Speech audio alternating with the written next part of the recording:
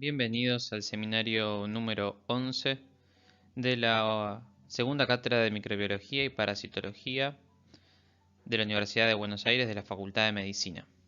Mi nombre es Nicolás D'Amico y en el seminario de hoy vamos a estar viendo las micosis sistémicas endémicas y las micosis oportunistas del hombre.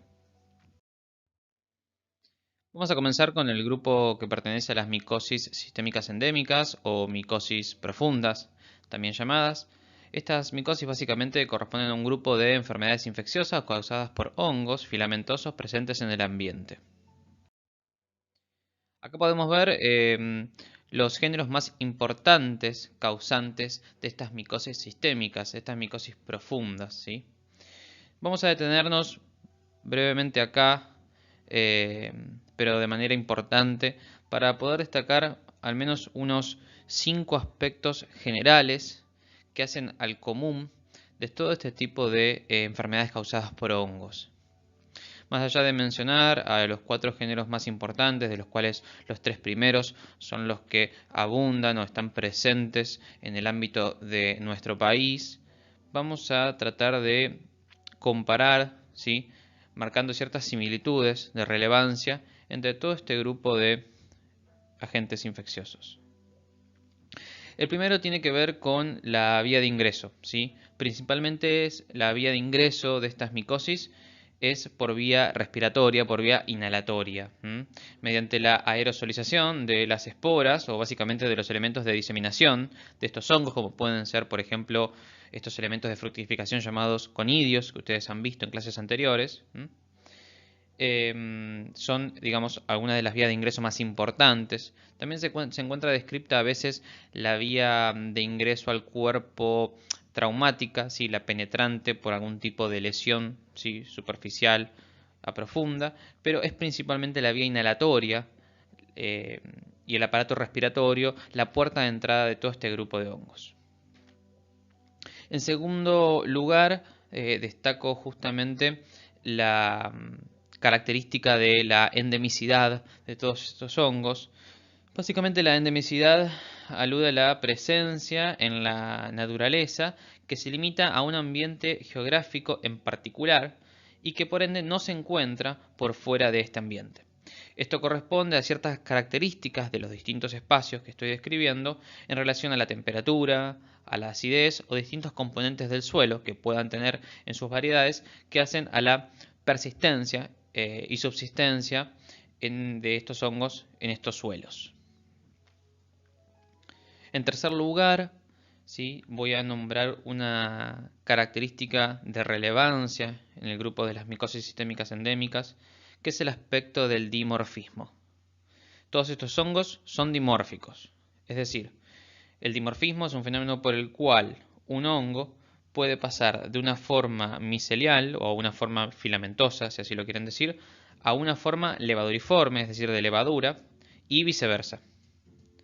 La capacidad de este hongo depende principalmente de factores ambientales, como pueden ser ciertos factores nutritivos, pero sobre todo, por ejemplo, de la temperatura ambiental. Básicamente el dimorfismo se presenta a nivel ambiental, ese hongo que se describe de manera saprófita, rondando una temperatura que puede oscilar entre los 25 y 30 grados centígrados, persiste en una forma filamentosa, también llamada o descrita como forma infectiva, porque es por la cual ese estadio del hongo ingresa al hombre.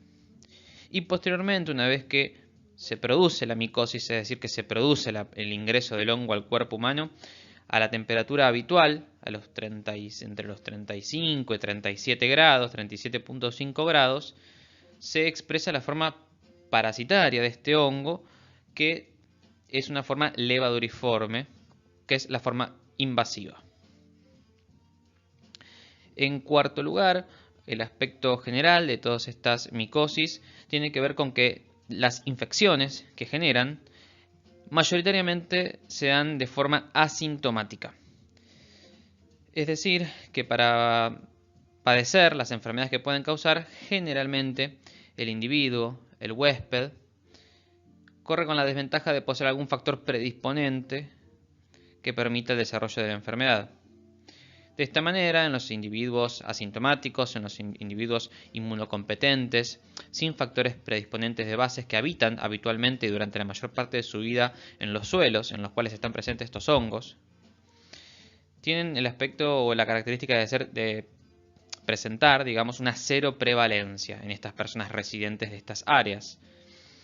Y que el compromiso entonces siempre es según el estado inmunológico del huésped, también describiéndolo como un aspecto oportunista de estos.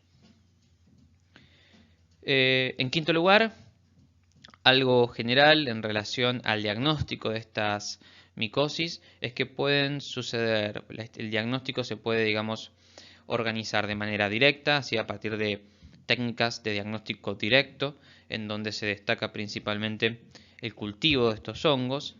El cultivo puede evidenciar el aspecto dimórfico, ¿sí?, cultivándolos a las ambas temperaturas y observando el desarrollo del dimorfismo según cada tipo de temperatura, o bien a partir de la identificación de ciertos antígenos de estos hongos que me hacen el diagnóstico directo. Y por último, otro elemento bastante usado como técnica de diagnóstico indirecta es justamente la detección de los anticuerpos específicos que pueden estar circulando en el suero de las personas que padecieron o que están padeciendo esta infección.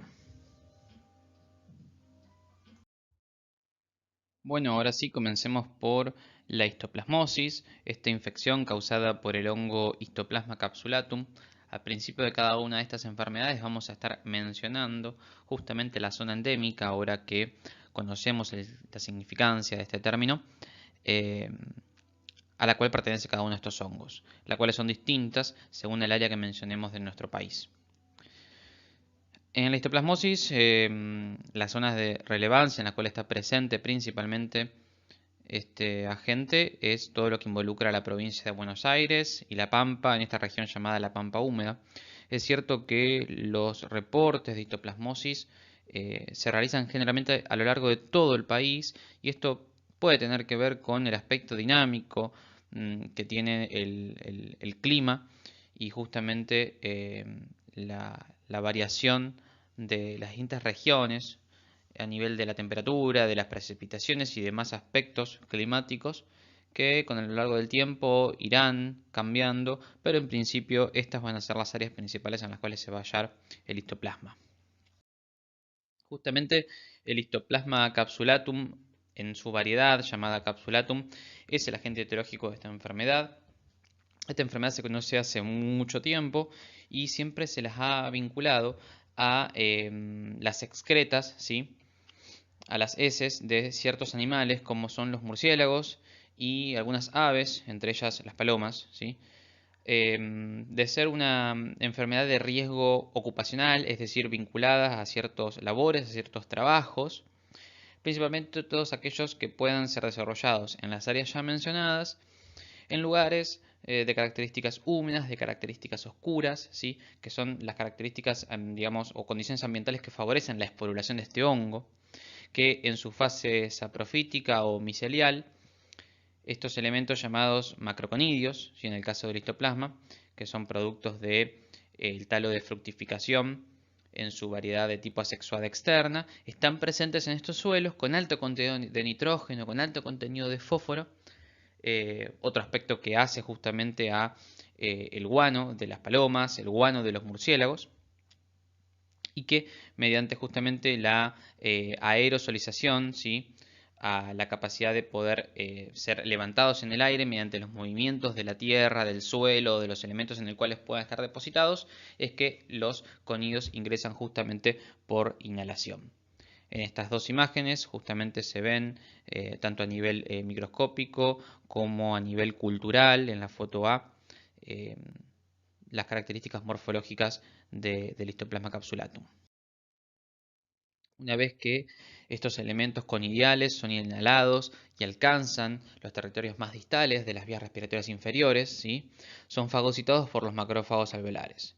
Siempre este es uno de los primeros elementos en las fases patogénicas descritas, no solamente para el histoplasma, sino también para el resto de las micosis profundas. Es justamente a través de estos fagocitos que la mayoría de estos hongos se diseminan al resto del cuerpo, ¿sí?, por vía sanguínea, se distribuyen en el resto de la economía. Y a nivel intracelular es que realizan el cambio, ¿sí? Es esta actividad dimórfica hacia la forma levaduriforme.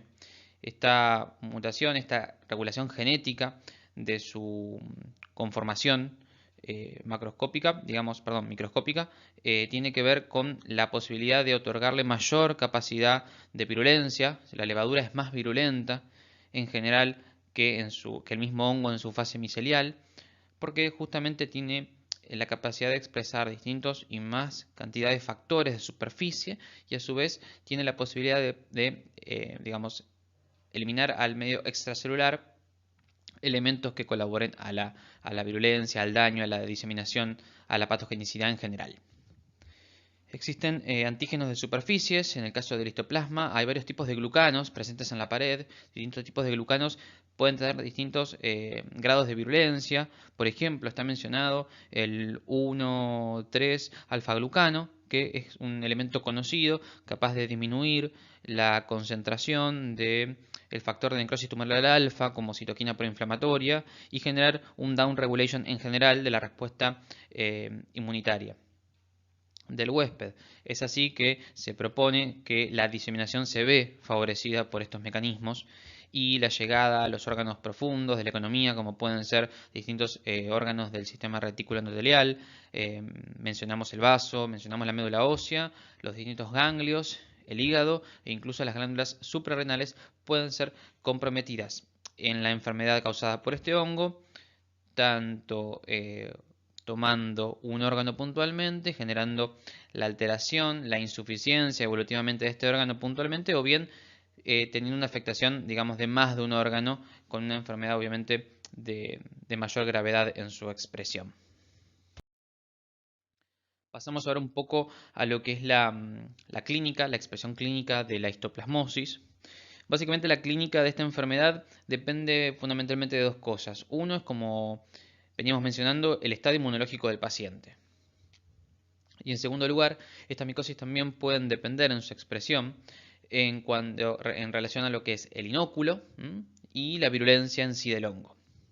Como regla general, aclaro que las formas clínicas graves siempre van a estar asociadas a infecciones masivas, es decir, con alta carga fúngica, o bien las formas clínicas graves están asociadas a los déficits inmunológicos que pueda presentar justamente la persona que está sufriendo la micosis. A grandes rasgos, y para diferenciar las distintas presentaciones, en los huéspedes inmunocompetentes, la mayoría de los casos puede darse de manera asintomática o la expresión puede ser más bien subclínica. Y si ha de causar síntomas, puede ser como una enfermedad respiratoria leve, ¿sí?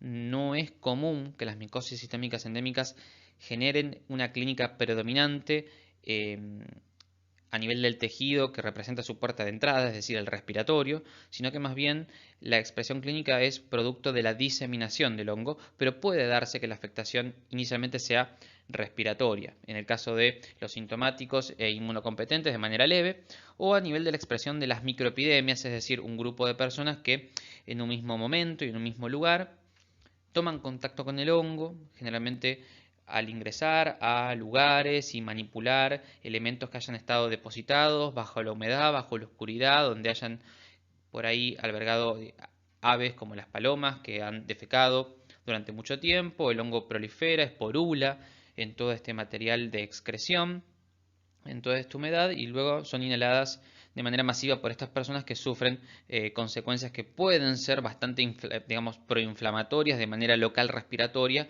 y tener ciertas consecuencias graves, pero en estos focos llamados microepidemias.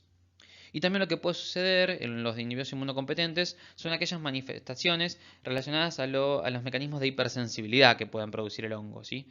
Las respuestas no solamente de tipo alérgicas, inmunomediadas, sino también aquellas de tipo reactivas, como pueden ser los casos de la pleuresía, de un eritema nudoso, fenómenos de pericarditis o incluso de artritis pueden estar vinculadas a las manifestaciones de la hipersensibilidad. Y como última expresión, se puede dar la forma pulmonar crónica progresiva, que es poco frecuente en los individuos inmunocompetentes. Y por otro lado, para diferenciarlos puntualmente, en los individuos con inmunodeficiencias, se expresan generalmente las manifestaciones de tipo diseminadas, es decir, aquellas que comprometen más allá de la puerta de entrada y se diseminan al resto del cuerpo. Pueden ser en su forma aguda, en una forma subaguda e incluso de una forma crónica. La histoplasmosis crónica es una manifestación frecuente, una forma de expresión clínica frecuente en los individuos con inmunocompromiso. Y antes de pasar a la siguiente micosis profunda, dejamos brevemente, pero en claro, lo que es el diagnóstico de la histoplasmosis, el cual siempre hay que tener en cuenta que el diagnóstico definitivo de esta micosis es a través del cultivo, ¿sí? El cultivo del histoplasma capsulatum generalmente se hacen en medios sólidos como el agar sangre, el agar papa, que es un agar de tipo glucosado, generalmente a 25 grados, es que se expresan el hongo en su formato micelial, se observan como hifas, tabicadas, ramificadas, con la presencia de elementos de fructificación que son justamente los macroconidios que hemos estado mencionando. Las técnicas de tinción, las cuales ayudan a evidenciar estas morfologías de este hongo, son tinciones ya conocidas, ya vistas en esta cursada, como pueden ser la tinción Gram, en el cual resultan Gram positivas, la tinción de Paz, tinciones como la de Gomori Grocott y Giemsa son tinciones ampliamente usados en el ámbito de la micología. A nivel de las muestras clínicas, si yo tomase una muestra clínica de un paciente que yo sospecho histoplasmosis, dentro de las células y sobre todo dentro de los macrófagos que puedan ser reconocidos en el material biopsiado de un paciente, puedo encontrar tanto dentro como fuera de estas células las levaduras, que también tienen sus características morfológicas que son, digamos, detectadas y evidenciadas y descriptas por los microbiólogos que se dedican a la rama de la micología en un laboratorio clínico de un hospital, por ejemplo. Y ahora, pasando a la coccidioidomicosis, esta micosis se da en las zonas de nuestro país que se caracterizan por tener un clima árido y un clima semiárido, con poca precipitación o precipitaciones intermitentes, que tienen suelos con un alto contenido de sal y un pH alcalino. ¿Sí? Las provincias de La Rioja, Catamarca y San Juan, toda esta región precordillerana, es aquella que alberga de manera endémica al coccidioides. En cuanto al coccidioides posadacea, ¿sí? Es el género y especie que se aísla principalmente de las enfermedades causadas por este agente en nuestro país. Existen de manera también endémica y localizada a nivel de los Estados Unidos, en las regiones de California y alrededores, otra especie denominada Coccidioides immitis. En cuanto al Coccidioides posadacea, básicamente su fase saprofítica, su fase ambiental, está caracterizada por ser un micelio tabicado que contiene artroconidios, ¿sí? Es básicamente elementos de la reproducción asexuada externa. Y en cuanto a su fase invasiva, su fase parasitaria, lo que se observan son elementos llamados esporangios, con sus esporangiosporos en su interior, evidenciados en el caso de esta fotografía con la coloración del ácido perchórico de Schiff, PAS, también siendo elementos asexuados externos. Entonces, sabemos que el ingreso de los artroconidios como elementos infectivos de este hongo se da a partir de la inhalación, del acceso por vía respiratoria de estos elementos que resultan fagocitados por los macrófagos que se describen incapaces de poder lisarlos. La patogenia de este hongo se da no solamente por mecanismos enzimáticos, sino también que se describen mecanismos de tipo tóxicos e incluso mecanismos de tipo inmunitarios. En primer lugar, menciono como factores de virulencia del coccidioides ciertas metaloproteasas, como puede estar acá mencionada la MEP1, las cuales tienen como función degradar ciertas glucoproteínas que se encuentran en la pared de las endosporas, ¿sí? Justamente que pueden ser blanco de la ozonización por anticuerpos. Entonces, estas metaloproteasas, al degradar estas estructuras puntuales, evitan que sea reconocido por el sistema inmunológico. En segundo lugar, la envoltura de los conidios es de carácter hidrofóbico, y eso justamente se describe como una protección inicial que puede tener el hongo cuando ingresa, en cuanto a la defensa que puede suceder a nivel enzimático y oxidativo. Hay varias enzimas como la catalasa, la superóxido dismutasa, distintas enzimas que son capaces de degradar la matriz extracelular que colaboran justamente al daño y diseminación que pueda tener.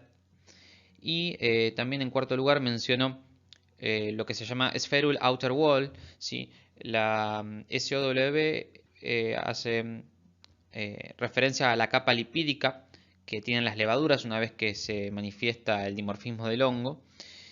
Este tipo de elementos en la capa lipídica puede estar a favor o en predominio de ciertas glicoproteínas. Justamente la SOW glicoprotein GP desvía la generación de anticuerpos hacia unos de tipo no inhibitorios, es decir, desvía la generación de anticuerpos hacia unos que no generan la verdadera acción bloqueante de la diseminación del hongo.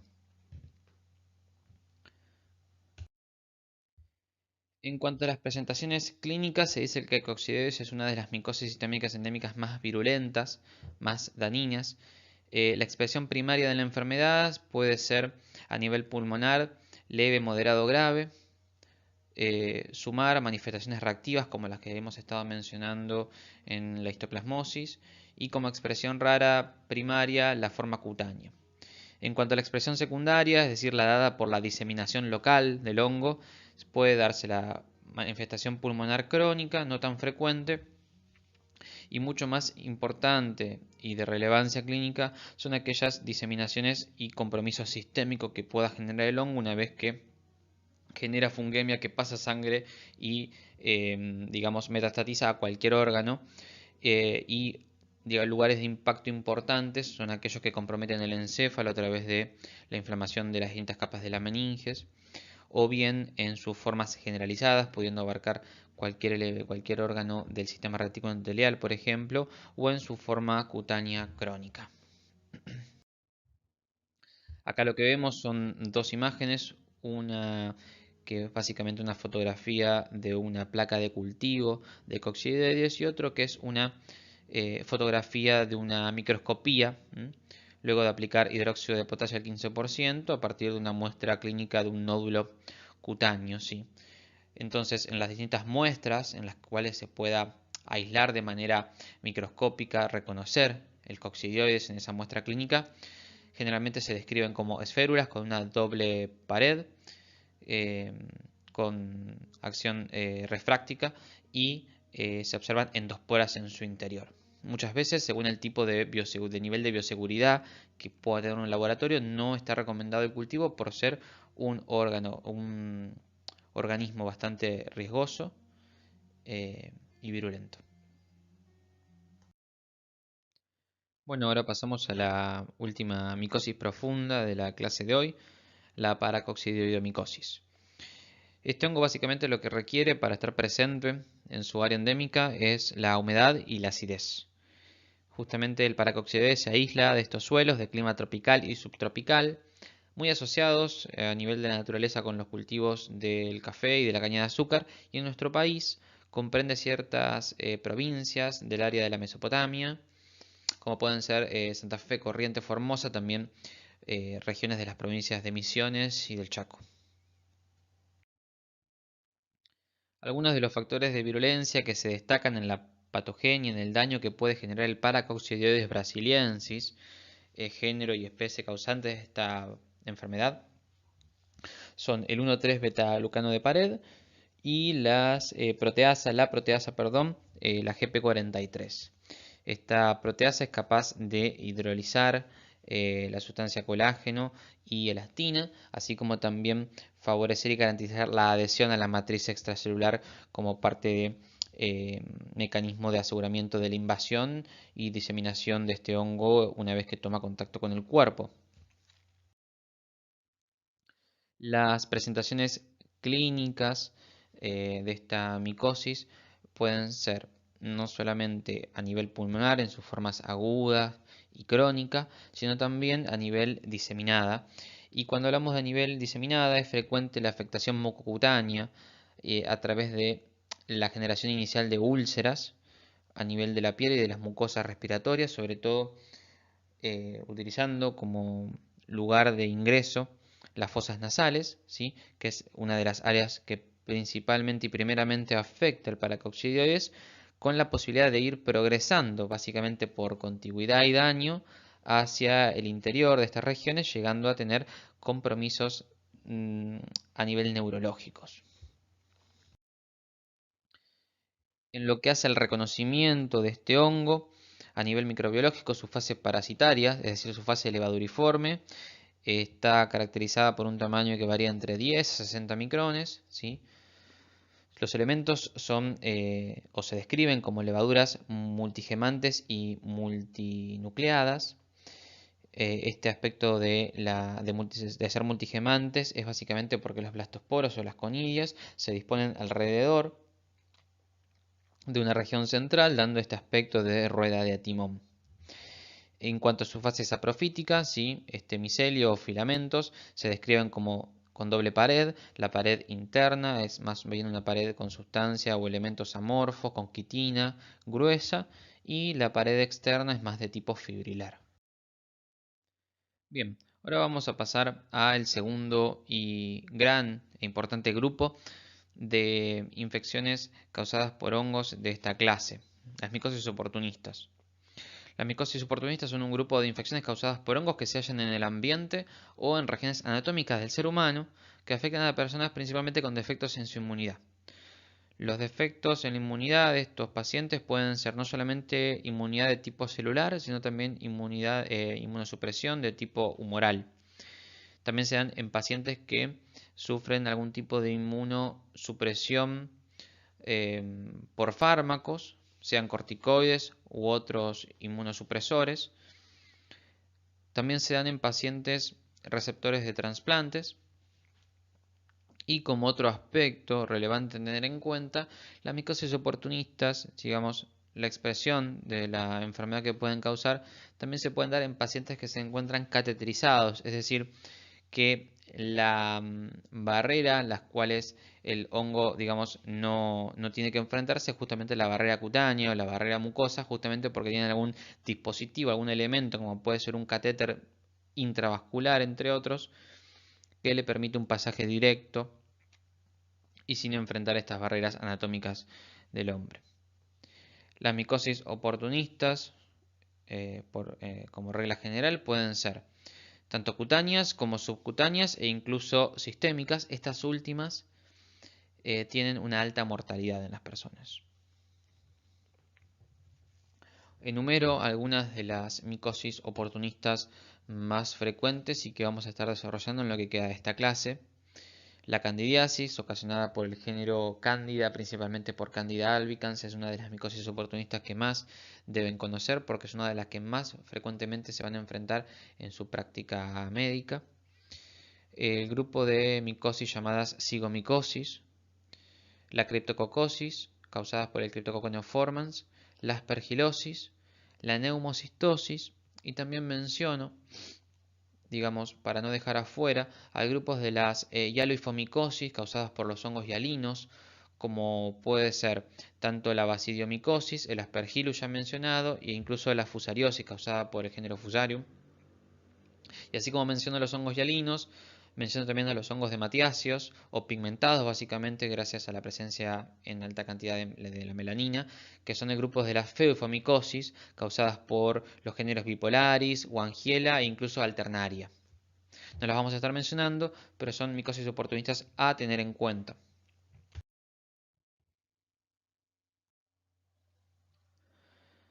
Comenzamos con Cándida, ¿sí?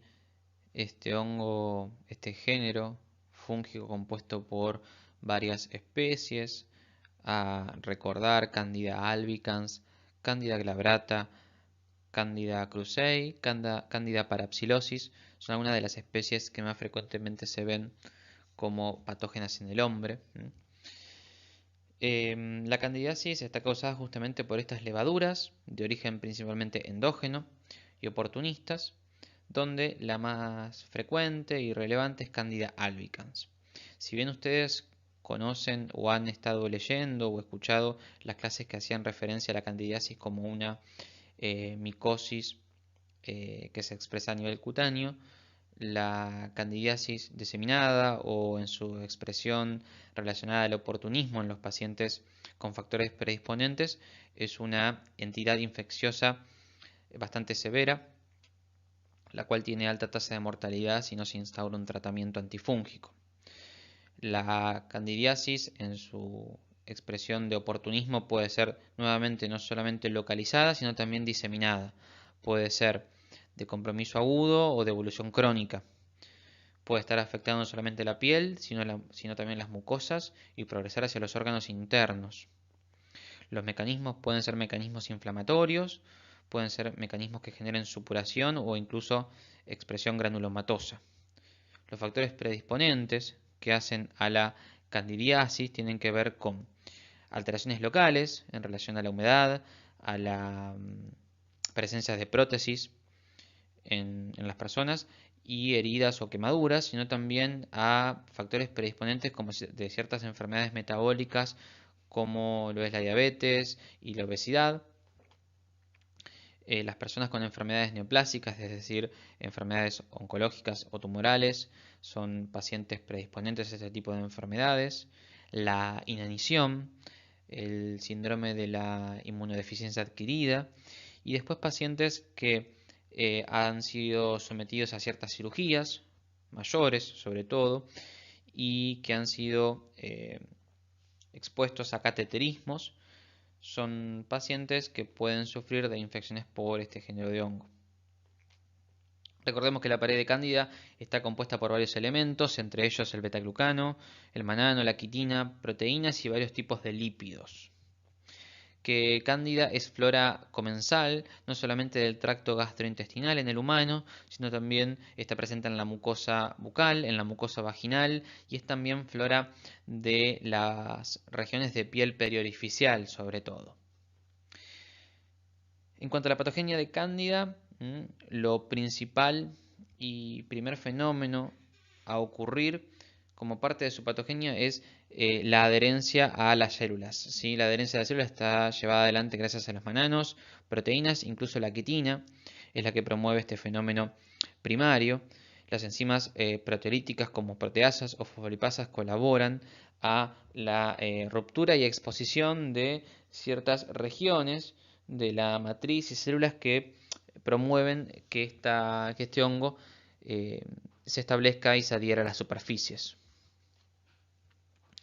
La levadura es una levadura de carácter pleomórfico, sí tiene un pleomorfismo, esto quiere decir que si bien no es un hongo dimórfico, puede generar prolongaciones de su cuerpo, simulando o semi-expresando la estructura hifal, ¿sí? de los hongos miceliales como los venimos conociendo. ¿Por qué realiza esto Cándida? Bueno, se cree que es justamente uno de los factores de patogenicidad más importantes, este pleomorfismo que puede presentar. La estructura alargada, si esta estructura de tipo IFAL de Cándida, justamente lo que promueve es la mayor posibilidad de la penetración y evasión de las defensas, porque tiene mayor capacidad de liberación enzimática y porque tiene mayor resistencia ante la fagocitosis. Es por eso que la estructura de tipo IFA de Cándida es la que lleva adelante la invasión, mientras que la levadura es la que se vincula principalmente a la diseminación. Este mecanismo de pleomorfismo lo logra mediante la reacomodación de estructuras internas y justamente hay un extremo polarizado que tiene la mayor concentración de estos factores de patogenicidad. Así que su morfología es uno de los principales factores de patogenicidad, la adhesión, la hidrofobicidad, ¿sí? que aumenta la adhesión y aumenta la virulencia de este hongo. Proteasas como la SAP son necesarias y muchas y se activan según el medio ácido, ¿sí? el pH que se encuentra en el medio en el cual esté en ese momento. Existen fosfolipasas a destacar como la PLB1, ¿sí? y también otros elementos como la liberación de metabolitos ácidos y este switch fenotípico que puede realizar.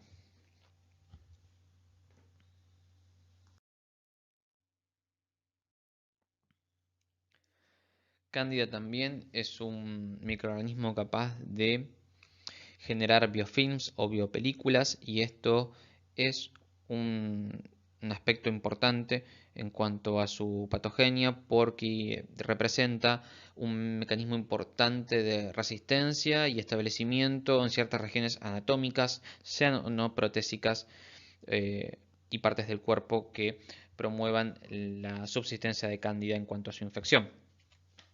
La expresión clínica de esta enfermedad entonces puede ser las candidiasis de tipo localizadas, que ustedes ya han visto, ¿sí? Progresar hacia enfermedades un poco más invalidantes, como puede ser la eh, candidiasis esofágica o la candidiasis entérica. La candidiasis esofágica y entérica, que se dan en los individuos con HIV-Sida, por ejemplo, genera estenosis, disfagia, ardor y dolor al tragar. La candidiasis entérica, es decir, del tracto gastrointestinal, promueve la diarrea crónica, ¿sí? Y es confundible con muchas otras entidades, por eso es que muchas veces es subdiagnosticada o mal interpretada y tratada como otra infección, y no es de rápida resolución. Se puede dar la candidiasis broncopulmonar, justamente, por ejemplo, en pacientes no solamente con HIV-Sida, sino también con fibrosis quística. Y también la candidiasis a nivel del tracto urogenital en pacientes con diabetes, con terapias corticoides prolongadas, pacientes sondados crónicos, que puede progresar hasta compromiso del parénquima renal, es decir, la pielonefritis. Las entidades diseminadas de cándidas no solamente pueden causar endocarditis, meningitis, sino fenómenos de candidemia y de sepsis generalizada, pudiendo comprometer la vida del paciente. El estudio de la cándida en lo que hace al diagnóstico tiene que ver con que uno de los principales métodos de diagnóstico es el cultivo.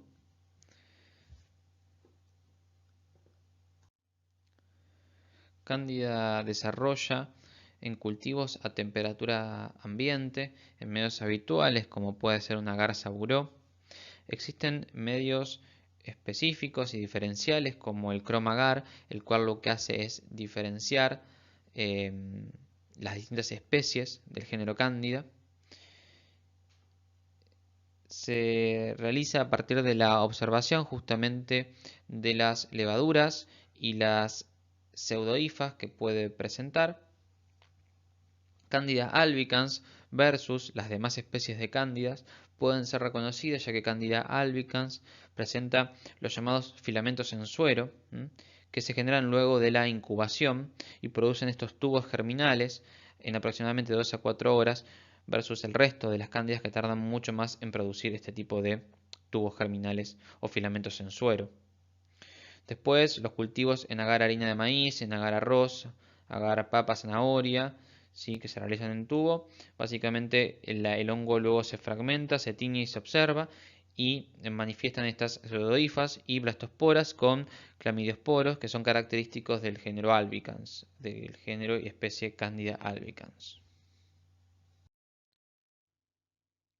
Pasamos ahora a la criptococosis, esta entidad causada por el Cryptococcus neoformans.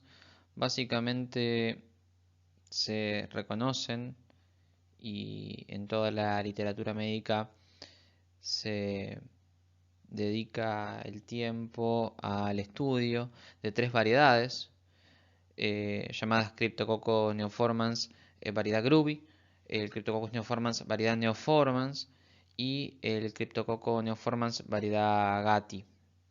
Básicamente estos serotipos A, D, B y C, algunos de ellos, y sobre todo la variedad Neoformans y la variedad Gatti, están más confinadas a ciertos territorios del mundo. Por ejemplo, el Cryptococcus neoformans variedad Gatti es aquel que está presente en áreas tropicales y se vincula con la criptococosis en pacientes no inmunosuprimidos, en pacientes inmunocompetentes. Y el más frecuente es aquel que se encuentra distribuido de manera universal, que es un hongo ubicuo, que es justamente la variedad Gruby. Esta es una levadura básicamente capsulada, una de los pocos hongos que poseen cápsula. No confundamos al Histoplasma capsulatum con una levadura capsulada, porque no lo es.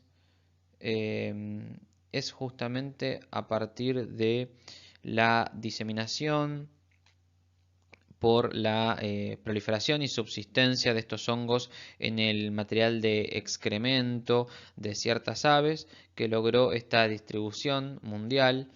Ciertas especies de paloma, como la Columbia livia, se creen que es uno de los principales motivos por el cual este hongo se encuentra distribuido de manera universal en el mundo.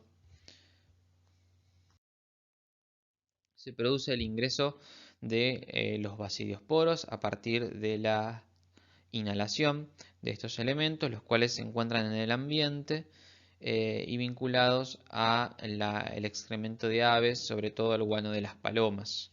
Por ejemplo, otras variedades como la gati se han aislado en varios estudios en árboles de eucaliptos y en maderas taladas de árboles. Como factores de virulencia de importancia, en primera instancia, y por favor, nunca olvidar, Cryptococcus neoformans posee una cápsula. Esta cápsula es de tipo polisacarídica, está compuesta principalmente por el glucuronoxilmanano. Como toda cápsula y elemento de patogenicidad, lo que le otorga a este hongo es la posibilidad de la evasión inmunológica, de la evasión de la fagocitosis, y también contribuye a una down regulation de la respuesta inflamatoria porque disminuye la concentración de citoquinas inflamatorias, porque depresiona los componentes del sistema de complementos circulantes y porque tiene una actividad, digamos, inhibitoria de la presentación antigénica por parte de las células presentadoras de antígenos y porque aparte está involucrada en los mecanismos de adhesión y por ende de diseminación de este hongo. Como segundo elemento o factor de virulencia menciona la posibilidad de esta levadura de externalizar ciertas vesículas de contenido enzimático. Las enzimas que pueden presentar justamente son estas fosfolipasas, como por ejemplo la fosfolipasa B o la ureasa. Existe una fosfolipasa C, la cual otorga resistencia a los mecanismos de oxidación intracelular que pueda sufrir el criptococo al ser internalizado por las células, los cuales posibilitan la diseminación del mismo, como puede ser ciertos fagocitos del sistema celular de la inmunidad. La ureasa, el cual siempre se la describió como una enzima importante para la invasividad al sistema nervioso central, que ya vamos a ver que tiene criptococo, porque se vio que lo que hace es aumentar la cantidad, la expresión de los sitios que favorecen la transmigración hacia el interior del sistema nervioso central, es decir, hacia el cerebro, cuando este hongo tiene que diseminar. Una de las enzimas relevantes que puede tener esta levadura es la lacasa. La lacasa es una enzima clave en la conversión, en favorecer la conversión de las catecolaminas a melanina. Y justamente la melanina se vio que lo que hace es proteger de la respuesta inmunológica y del estrés oxidativo que pueda sufrir como elemento de agresividad esta levadura en su intento de afectación al organismo.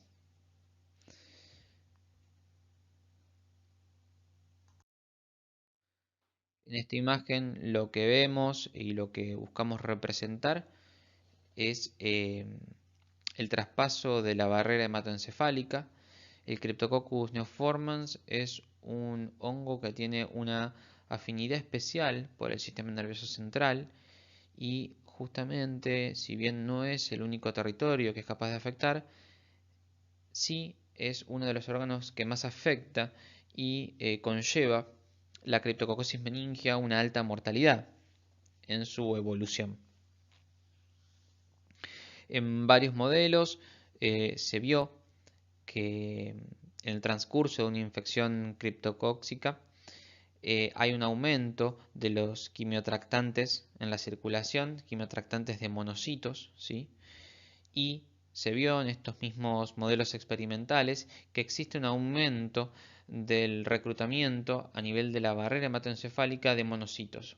Se cree justamente que estos elementos celulares de la inmunidad son los que promueven, facilitan, ayudan al criptococo a traspasar esta barrera hematoencefálica para ingresar al sistema nervioso central y justamente invadir, adherirse y sobre todo migrar hasta nivel de los capilares leptomeningios e incluso de las células endoteliales del encéfalo, donde allí es que se disemina y genera esta meningitis o este compromiso inflamatorio de esta región.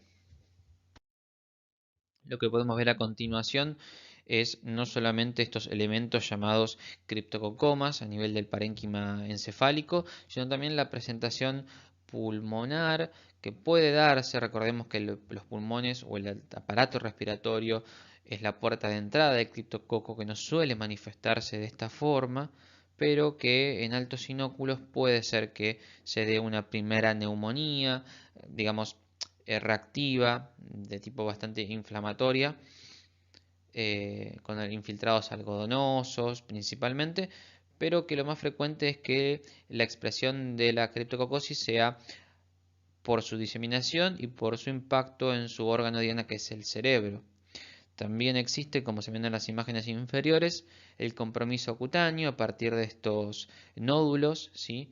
Y pápulas que pueden ser umbilicadas en su centro y confundidas eh, por otras infecciones. Por eso es que una biopsia o el estudio adecuado de una posible criptococosis en un paciente con inmunocompromiso es un punto a tener en cuenta. En cuanto al diagnóstico de la criptococosis, el diagnóstico confirmatorio va a estar orquestado por dos elementos principalmente. Uno tiene que ver con la microscopía, con la observación utilizando la tinción con tinta china. Y por otro lado, con el cultivo del Cryptococcus neoformans en principalmente un agar saurodextrosado. Se observan, cuando se debe de reconocer al criptococo, una célula descrita como redondeada, con un grueso halo, básicamente es un halo de tinción negativa que tiene todo el trasfondo de la tinta china alrededor. Este halo negativo lo que pone de manifiesto es la cápsula del criptococo que no puede, digamos, la tinta china no puede penetrar. Otra forma frecuente de llegar o de arribar al diagnóstico de la criptococosis en un paciente es a través de métodos de aglutinación en látex de partículas que se encuentran cubiertas por anticuerpos, que lo que hacen es aglutinarse, pegarse o unirse, digamos, a cierto antígeno criptocóxico que puede estar presente en el suero. Pasamos ahora a la aspergilosis. Este género, llamado Aspergillus, pertenece a una gran familia conformada por hasta 180 especies conocidas, de las cuales son tan solo 5 o 6 las especies asociadas a la patología oportunista en el hombre. De todos los casos de aspergilosis registradas, hasta un 95% de las mismas fueron únicamente asociadas a la especie Fumigatus, en su mayor porcentaje, luego a el Aspergillus flavus y en una menor cantidad de casos el Aspergillus niger y nidulans son el resto de las etiologías. La aspergilosis, como enfermedad oportunista causada por este género de hongos, está principalmente asociada a dos tipos de pacientes. Uno son aquellos pacientes denominados neutropénicos, y aquellos que tienen una deficiencia de manera permanente, por ejemplo por condiciones genéticas congénitas, o bien por algún mecanismo que lleve a las neutropenias transitorias, a las depresiones de esta subpoblación de leucocitos que pertenecen a la inmunidad celular innata, y por otro lado a aquellos pacientes que portan lesiones cavitarias pulmonares, por ejemplo los pacientes con secuelas estructurales por tuberculosis pulmonar. En cuanto a la morfología, en cuanto a la descripción del hongo a nivel microscópico, básicamente se dice que el Aspergillus es un tipo de hongo micelial que tiene un micelio hialino, ¿sí? Es decir, no pigmentado, tabicado y ramificado, en cuyos extremos poseen cabezas conidiales, principalmente de microconidios.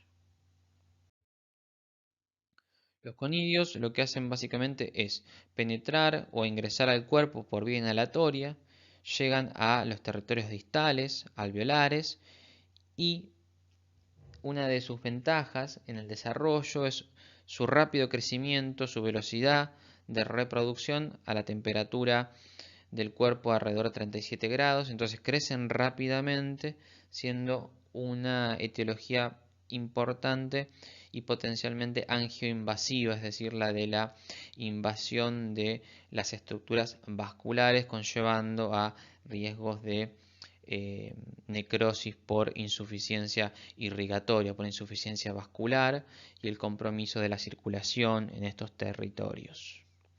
Otros factores de virulencia de importancia son los galactomananos, que son sustancias estructurales, que son componentes básicamente de la envoltura de este hongo.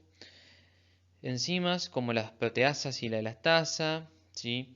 Los sideróforos son moléculas captadoras de hierro, las cuales deprivan de elementos al resto del cuerpo y son factores para estimular el crecimiento y defensa de este hongo. La adhesión que posee es otro elemento de relevancia en cuanto a la posibilidad de la invasión primaria por el sitio de ingreso. Y este hongo es uno de los pocos que se encuentra asociado o en los cuales está descrito la producción de toxinas. Existen pocas toxinas fúngicas. La gliotoxina es una de ellas y se da en este tipo de hongos, ¿sí? La gliotoxina tiene como principal función la depresión de la inmunidad y la inhibición de la fagocitosis, no solamente por parte de los macrófagos, sino también de los neutrófilos y de la acción de los linfocitos.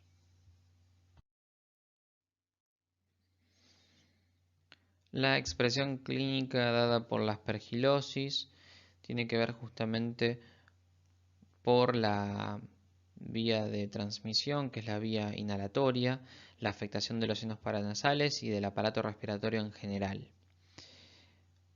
Puede haber una expresión clínica asociada al componente alérgico que pueden llevar adelante los pacientes vinculados a la inmunoglobulina E y de granulación mastocítica, como fenómeno de hipersensibilidad y reactividad del cuerpo. La aspergilosis intracavitaria, que es justamente la descripta o la asociada a estos pacientes secuelados, cavitarios pulmonares, en donde el hongo desarrolla de manera, digamos, favorecida por estos espacios, digamos, prehechos en el pulmón, crecen rápidamente y generan la destrucción del resto del parénquima pulmonar, la eliminación de parte del parénquima por distintos elementos de sangrado e inflamatorios, y finalmente la aspergilosis invasiva, ¿sí? La cual tiene la posibilidad de la invasión o trombosis de varios vasos sanguíneos a nivel del territorio que está afectando. Lo que podemos ver acá es un gráfico que intenta ilustrar el fenómeno del aspergiloma, que es justamente un cúmulo de hongos que crece a nivel del parénquima pulmonar, pudiéndose abscedar e incluso sobreinfectarse con otros microorganismos. El diagnóstico, como está descrito en la diapositiva, puede ser orquestado desde el examen directo a partir de la aplicación de hidróxido de potasio como sustancia clarificante y el cultivo en medio saburo o lactrimel. También la detección de los anticuerpos, sea por inmunoglobulina G, M e incluso por parte del dosaje de la IgE, o bien la detección de los componentes estructurales de pared, como pueden ser los galactomananos, hacen a la detección de este hongo en relación al organismo. Pasamos a la siguiente micosis oportunistas, las antiguamente llamadas cigomicosis, ahora principalmente reconocidas como mucormicosis, Son aquellos hongos que pertenecen al orden antiguo de los mucorales y también los entomoftorales. Dentro de los mucorales, el género Mucor y Rhizopus, ¿sí? Dentro de la clase de los zigomycetes, son los más vinculados. Estos hongos son de aspecto cosmopolita, ¿sí? Son ubicuos que tienen una vía de ingreso que puede ser no solamente la respiratoria, sino que también se propone la vía de ingreso o la presencia de los mismos a nivel gastrointestinal o bien a nivel traumático. Las presentaciones clínicas de las enfermedades por Mucor y Rhizopus pueden ser eh, a nivel de la afectación o presentación rinocerebral, generando una invasión por contigüidad, como se puede ver en esta foto de este paciente con necrosis distal de las zonas que irrigan las paredes de las fosas nasales y tabique nasal, hasta progresar a nivel interno y como se visualiza en la imagen a la derecha de no solamente los cornetes sino también de las estructuras más internas respiratorias, pudiendo llegar por continuidad hasta causar trombosis de toda la circulación y llegar a un compromiso neurológico grave. Las presentaciones pulmonares, gastrointestinales y cutáneas son otra posibilidad, y en menor frecuencia las presentaciones diseminadas y graves por estos géneros también se dan. Tanto Rhizopus como Mucor se encuentran distribuidos en los suelos, presentes en las plantas y distintas frutas y vegetales. Tienen una estructura de tipo hifas cenocíticas y los elementos que principalmente se reconocen son los esporangios.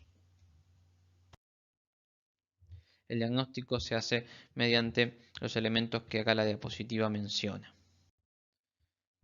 Pasamos ahora a la neumocistosis, ¿sí? La neumocistosis es una enfermedad causada por un hongo llamado Pneumocystis jirovesi, antes reconocido como Pneumocystis carinii. En la práctica médica habitual, las siglas que los describen son el PCP o PJP por la entidad clínica llamada neumonía por Pneumocystis jirovesi.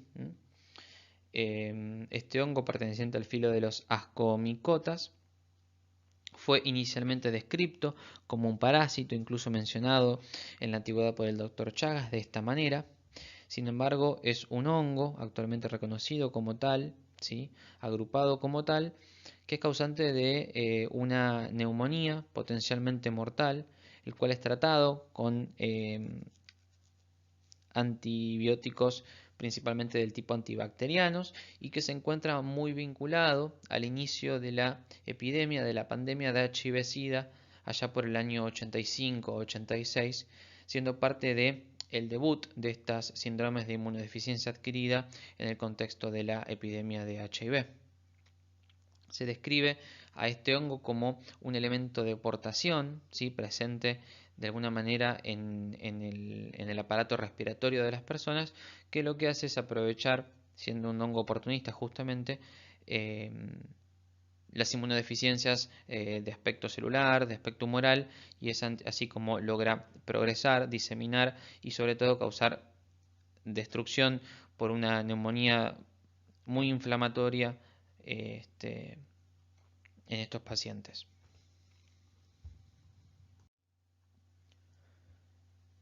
Es un hongo que a nivel estructural se caracteriza por la ausencia de ergosterol en su membrana, a diferencia de cómo se caracteriza en el resto de los hongos que estuvimos viendo, que en su pared tenían alto contenido de este lípido. Ahora lo que tenemos es alto contenido sí, de colesterol no ácido ergosterol.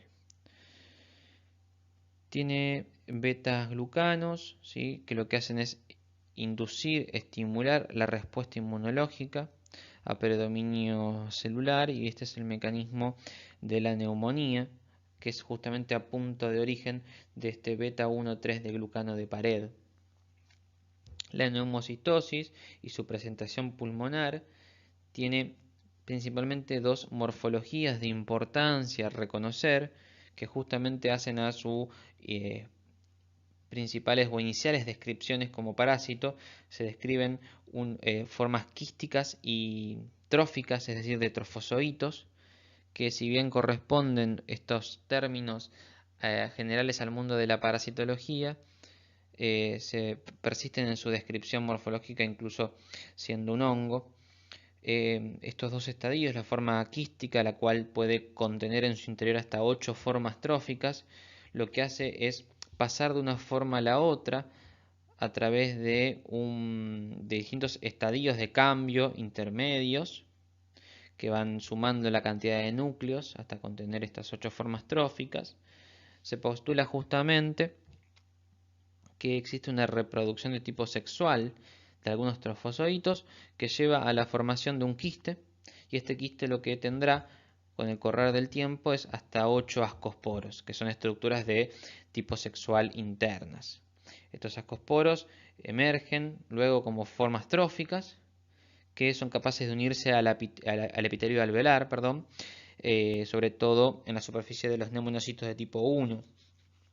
Estas formas tróficas pueden seguir distintas vías.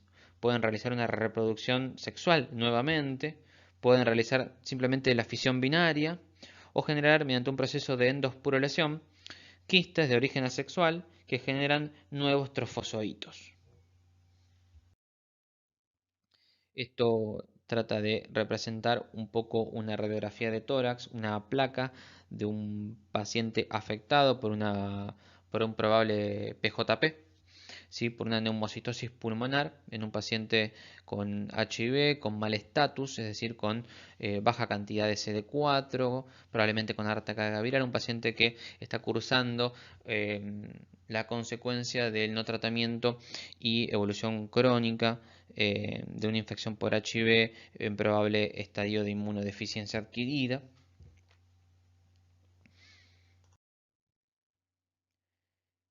Hay que recordar que el neumocistis no es cultivable, que básicamente el reconocimiento del hongo es a partir de la visualización de estas estructuras que son los trofozoitos y los quistes en distintas muestras clínicas, como puede ser el esputo, que es una expectoración inducida, una expectoración que recolecta muestras o secreciones respiratorias que provienen de lo más bajo del tracto respiratorio que un paciente pueda emitir a partir de un lavado bronquialveolar o distintas biopsias pulmonares, lo cual es poco frecuente. Generalmente la técnica se basa en que se coloca la muestra sobre un portaobjeto, se coloca una gota de blanco de calcoflúor, se adiciona hidróxido de potasio al 10%, se mezcla, se cubre y se observa en un microscopio de fluorescencia. Los métodos de tinción pueden ser el de azul de metileno, el de Giemsia o el de Gomori. Con el azul de metileno se pueden observar las paredes del quiste. Con Giemsa, los núcleos, ¿sí? Se observan tanto de los quistes y de los trofozoitos de color rosado. Y la tinción de Gomori Grocott lo que hace es manifestar de color marrón la pared de ambas formas. Así que bueno, con esto hemos terminado la clase y el seminario número 11, que corresponde a las micosis sistémicas endémicas o profundas y a las micosis oportunistas. Gracias, saludos. Cualquier duda las pueden evacuar mediante la llegada con sus distintos ayudantes de turno, o bien se pueden comunicar y resolver cualquier duda conmigo al mail nicobelargadamico@gmail.com. Gracias.